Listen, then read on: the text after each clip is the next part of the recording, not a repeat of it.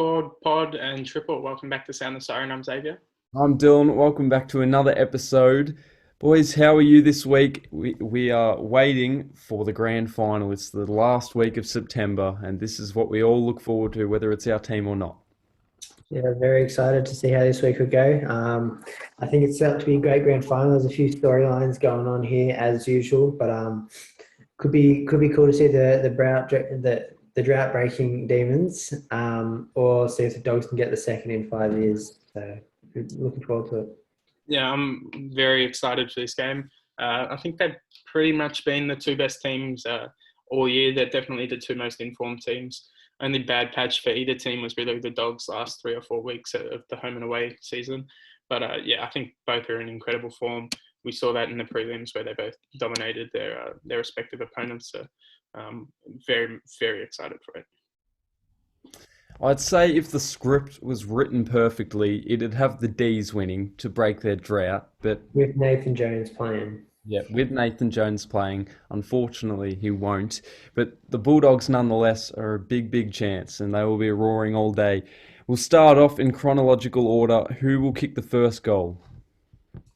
I believe this is from before the Brownlow medal, but I believe it'll start with the Brownlow medalist or Marcus Bontempelli kicking the first goal for the Dogs and really setting the tone. Captain of the team, best player, just fresh off his Brownlow medal, really getting the Dogs off to a good start. I've gone some. It's not actually left field, I don't think, but Bailey Fritsch. I think he could start off with the first goal. I think it could come around the 16-minute mark. It'll start tight, and then he'll just get an easy mark on the lead, and then he'll kick the first one. So that's how I think that one's going to go down. I hope it isn't the 16th minute mark because I want a high scoring grand final. I hope it's about the 4th minute mark and Cody Waitman will kick the first, assuming that he's playing this week because I'm 99% sure he will return. Yeah. Hopefully that's not too left field because I'm known for that apparently. Yeah, definitely. No, with my answers that are coming. All right, to the disposals. Who will have the most disposals? This is probably the most obvious one. He's got the most disposals in a season. That's Jack Macrae, who set the record this year, and he's still got another game to play. He's getting pretty much 30 touches every week. I think Clayton Oliver is another one that gets more of the ball than almost anyone in the comp, but it's Jack Macrae for me. Yeah, I got Macrae here. Pretty comfortably. I think he could get in the 40s, up around the 40s mark if it's a tight game.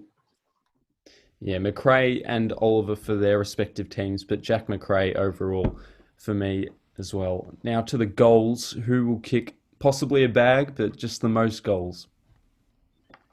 For me, I have Bailey Fritsch. He's kicked the most, similar to Darcy's first goal scorer. He kicked the most from either team. He's got 53 for the year. Next most for Melbourne is 40. The Dogs is Josh Bruce with 48. We know he's not going to play, unfortunately. And Aaron Norton after that with 46. I think it's a wide open field. Any of those guys, Cozzy Pickett, even Max Gawn after last week are all chances. But I think Bailey Fritsch for me. I've got Cody Waitman. I think he'll kick 3. I think Codes will kick 3 and everyone will love him or hate him. The Bulldogs hero.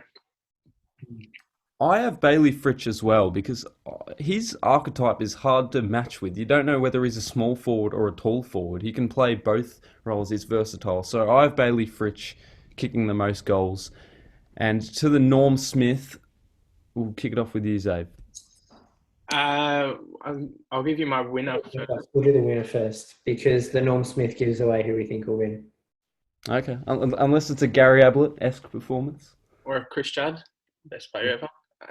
I've got Melbourne winning. I think, as I said before, both are in incredible form, and I think it's going to be a hard one to pick. But I sent a message to Darcy towards the end of the Melbourne Geelong game, and I was like, surely there's no team that can beat this team. And they had 5 All-Australians in the actual team out of 22. They had 2 more in Fritsch and Salem, who were very, very close in the squad. They've been the best team pretty well the whole year, finished first. And then they come out, and a team that people had as a genuine chance to win the premiership. They just destroyed them all game, and they looked like they were going to win by 100 at some points. So, but then the Bulldogs came out the following day and had an equally impressive performance against Port. But so I went from being a Melbourne certainty to Melbourne just over the Dogs. So I've got them by 7 points, which is more equally out of hope as it is out of certainty, because I really do hope there is a close final. Yeah. Dave, me and you had Geelong as our premiership favourites up until round 21, I think. So that's how highly rated we had Geelong all year. But yeah, Melbourne just absolutely demolished them. I thought Geelong might have got it together and shown them up, but Melbourne looked fantastic. But I do think the Bulldogs will show up grand final day, and I think they'll win by 26. I think it'll be close for 3/4, and then the Dogs will kick a few at the start of the fourth to just get a comfortable margin. And yeah, I'm hoping for a good game, but I think Dogs will win by a fair bit, because I think they've just got a couple more players that'll just show up and create an X factor. X factors for Melbourne is probably Clayton Oliver, Petrarca, and Cosy Pickett. Whereas Dogs, I think there's probably 5 or 6 players who could just turn the game on. Yeah. I think Melbourne have a lot of X factor as well. I think Christian Salem, if he gets the ball a lot, he's going to be really dangerous with his ball use. As you said, Petrarca, when he's looking at his best, he looks better than anyone in the comp. Oliver at his best, we know he's had a game this year, a 200 super coach. Some of their forwards are really dynamic. Bailey Fridge kicked 50. Ben Brown, if he plays like he did a couple of years at North, he could be really good. Tom McDonald, who's had a really disappointing final series, in my opinion, can play really, really good games. And then probably the number one X factor, Maxi Gawn, after last week. If he kicks 4 goals in a quarter, I think Melbourne are going to be impossible to beat. Yeah, I was waiting on it. That performance was just unbelievable last week. And it's the same thing for Geelong every year at the moment, isn't it? I just thought I'd touch on that because they've failed a couple of years in a row now. So hopefully they can change something. But half your margin, Das, that's mine for the Bulldogs. I have the Bulldogs by 13 points in what is hopefully a cracking grand final, maybe with a Dom Sheed twist to it. I know we all look forward to that, but I have the Dogs winning, and now we can go to the Norm Smith. Yep. Norm Smith, I think this is a really difficult one. As I said, the team, pretty much half the All-Australian team is playing in this game. So there's lots of people that could win it, as well as the X factors that Darcy and I just mentioned. But I've got Petrarca winning, and I think purely because, as I said before, when he's playing at his best, there's like no one that looks as good as him. He's going to rack up the ball, as will Oliver Bontempelli and Jack Macrae. But one of the things that he can do is hit the scoreboard. And I think if he gets like 28, 32 touches and he kicks a couple of goals, then he'll definitely be the one to look out for.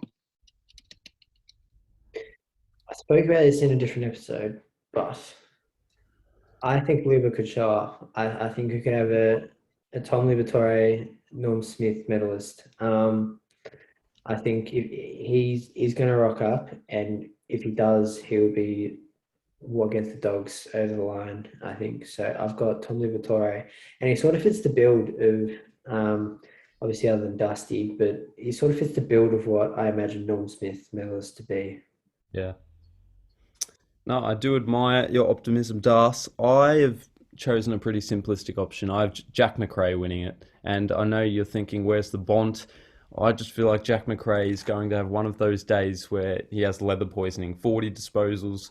Whether or not they're handballs, I don't think it'll matter. He'll have plenty of inside 50s and drive them into attack and punish them on the scoreboard. So I have Jack Macrae winning it.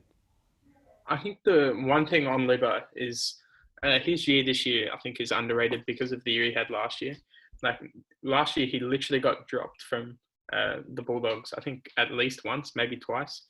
And then this year, he makes the All-Australian squad. They add Adam Treloar, who's a pure midfielder. They have Bailey Smith, who really emerges as a genuine star. And yeah, he still attends the centre bounce on literally every time without fault, makes the All-Australian squad. Now he's playing in a grand final, and Darcy's picked him to win the Norm Smith. So I think he's had a really, really good year, and I've been really impressed by him.